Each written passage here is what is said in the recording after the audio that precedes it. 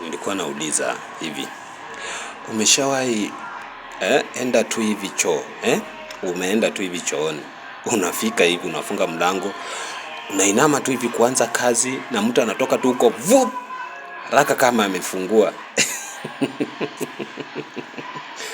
Hiyo kitu ishawahi kufanyikia? Alafu to make it worse, ni mwanamke, au wewe uliomo ndani ni mwanamke, amekuja ni wa kiume, yaani wa jinsia tofauti.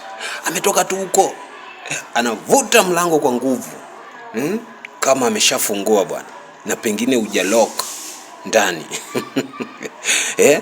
Uko unafanya kazi yako, hapo ndio unakuta bwana, umepigwa na stress, haja kubwa imepigwa na stress. Haiwezi toka tena. Imeshawahi kufanyikia? Oh yeah.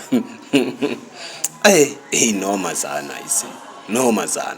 Yaani ukitoka hapo hata unatamani sijui ufanyaje tu. Noma sana. Au sio? Imeshawahi kufanyikia wewe?